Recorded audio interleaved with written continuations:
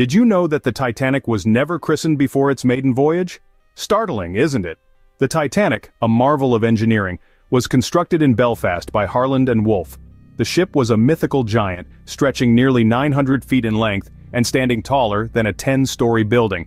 It was an undertaking of colossal proportions, taking over 2 years and costing an estimated $7.5 million in today's currency. The Titanic was lauded as the pinnacle of shipbuilding, its creators boasting that it was unsinkable. But in a surprising break from maritime tradition, the ship was never christened. No bottle of champagne was smashed against her bow, no blessings were offered for a safe journey. This was seen as an act of supreme confidence, a testament to the belief in the ship's invincibility. The Titanic, an unchristened giant, set sail on its maiden voyage, filled with anticipation and grandeur. Can you imagine a ship with its own post office, swimming pool, and gymnasium? Picture this: a vessel so grand, so opulent, that it was more akin to a floating city than a mere ship. This was the Titanic, a testament to human ingenuity, ambition, and, as we would later discover, hubris.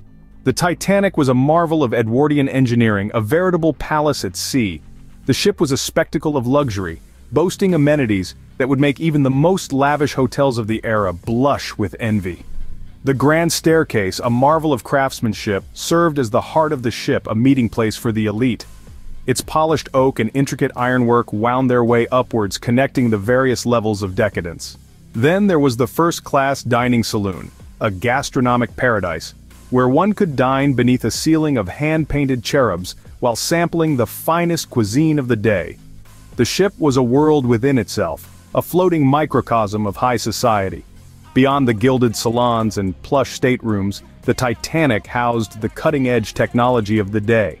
The Marconi Room, the ship's wireless telegraph station, was a hub of innovation, enabling passengers to send messages across the vast expanse of the Atlantic. But the Titanic was not a utopia for all. The ship was a stark reflection of the class divisions of the time. While the first-class passengers reveled in their opulence, the second- and third-class passengers experienced a markedly different journey. Their quarters, though comfortable, were far from the grandeur of the upper decks. Yet even in these divisions, the Titanic was impressive. It offered more than what was standard for the time, striving to provide an enjoyable experience for all its passengers, regardless of class. The ship was a symbol, a statement of what humanity could achieve when it dared to dream big. The Titanic was not just a ship, but a floating palace, offering luxury at sea like never before. It was a testament to the spirit of the age, a symbol of progress and luxury, and a tragic reminder of the imperfections of human ambition. What do a millionaire, a movie star, and an immigrant have in common? They were all on the Titanic. The Titanic wasn't just a ship, it was a floating world, a microcosm of the early 20th century society. Her passenger list was a snapshot of the social stratification of the time, carrying individuals from every rung of the social ladder. In the first class we had the crème de la crème of society, the millionaires, captains of industry, and the aristocracy. Among these were the likes of John Jacob Astor IV, the wealthiest man on the ship, and Benjamin Guggenheim, the American businessman and mining magnate. Both men, with their fortunes built on the back of the Industrial Revolution, represented the lofty heights of economic success. Yet, it wasn't all about money. There was a sparkle of glamour, too. Silent movie actress Dorothy Gibson, who had just completed a successful film in Europe, was also aboard, bringing a touch of Hollywood to the high seas. But the Titanic was more than just a playground for the rich and famous. It was also a vessel of hope for those seeking a better life. In third class, there were hundreds of immigrants, predominantly from Europe, chasing the American dream. These were the carpenters, the tailors, the farmers, all seeking the promise of opportunity that lay across the Atlantic. Let's not forget the middle class either, comfortably housed in second class. They were the budding entrepreneurs, teachers, and clerks, the likes of Lawrence Beasley, a British public school teacher who survived the sinking and later wrote a poignant account of his experience. Each passenger, from the affluent elite to the hopeful immigrant, carried with them their own dreams and aspirations, their stories, their hopes, their fears, all encapsulated within the hull of this majestic ship. The Titanic, a microcosm of society, carried dreams and aspirations of all sorts. An iceberg, a silent assassin, lay in wait on that fateful night. A picture paints 1,000 words, but imagine a scene of darkness, a calm sea, and a ship sailing at full speed, blissfully unaware of the danger lurking ahead. The night of the 14th of April, 1912, was unusually calm. The Titanic, the grandest ship of its time, was sailing smoothly, carrying its passengers towards a new world of dreams. But little did they know they were heading towards a nightmare they could never wake up from. Earlier that day, the Titanic had received several warnings about icebergs in their path. But these warnings fell on deaf ears. The Titanic was the epitome of human achievement, a symbol of invincibility, a monument to the belief that we had conquered nature. The idea that a mere iceberg could threaten this majestic ship seemed ludicrous. The ship's wireless operators were busy sending passenger messages and didn't pass on the last warning to the bridge. The ship's lookouts, without binoculars, were relying solely on their eyes to spot danger in the pitch-black night. The decision to maintain the Titanic's full speed was a fatal one. The belief in the ship's invincibility, the dismissal of the iceberg warnings, and the decision to continue at full speed were all ingredients in the recipe for disaster. At 11:40 p.m., the lookouts spotted an iceberg dead ahead.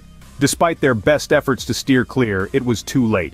The iceberg scraped along the starboard side of the ship, puncturing its supposedly unsinkable hull. The ship that was deemed to be a marvel of human ingenuity was critically wounded by a silent, frozen adversary. In less than 3 hours, the Titanic would be at the bottom of the Atlantic. The unsinkable ship had been sunk. The myth had been shattered.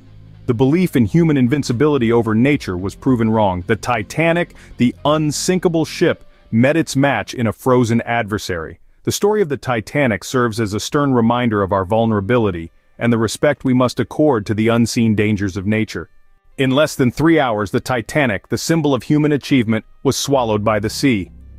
A vessel that was considered unsinkable, the embodiment of mankind's triumph over nature, succumbed to the icy waters of the North Atlantic. The unthinkable had happened. The Titanic was sinking. There was a mad scramble for the lifeboats. There were only 20 of them, not nearly enough for the 2,224 souls aboard.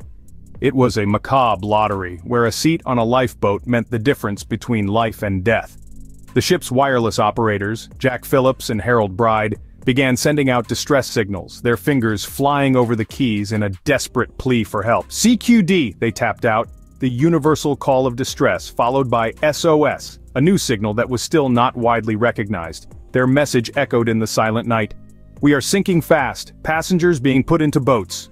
The Carpathia, a ship some 58 nautical miles away, received the distress call and immediately set course for the stricken liner. But time was not on their side. The Titanic was sinking fast, her stern rising high into the air as her bow plunged deeper into the icy depths. In the aftermath of the sinking, the sea was eerily calm, filled only with the haunting echoes of the cries of those left behind. The Carpathia arrived 2 hours later, but it was too late for many. They found a scene of utter devastation. Lifeboats scattered across the ocean, filled with survivors who were cold, shocked, and in disbelief. The Titanic, once a beacon of hope and luxury, now lay at the bottom of the Atlantic. A testament to human ambition and the tragic cost of overconfidence, the sinking of the Titanic was a catastrophe that shook the world, a tragedy that will forever be etched in the annals of maritime history. Would you believe that a violin, a menu, and a bottle of champagne were found in the wreckage of the Titanic? It's a question that sparks intrigue, doesn't it? The ocean's depths have surrendered some truly surprising artifacts. Among them, the violin played by the bandleader as the ship met her fate. Its melody, a haunting echo of the Titanic's final hours. Then there's the first-class menu, a relic of the ship's opulence. It detailed a sumptuous feast enjoyed by the elite, a stark contrast to the chilling fate that awaited. And let's not forget the bottle of champagne, meant for the maiden voyage toast. It's a poignant symbol of celebration that never came to pass. Each of these items, a snapshot of life on the Titanic, tells a story of its own. They serve as silent testaments to the lives lived and lost that fateful night. The Titanic, even in its resting place, continues to surprise and fascinate us. A haunting reminder of the triumph and tragedy of human ambition.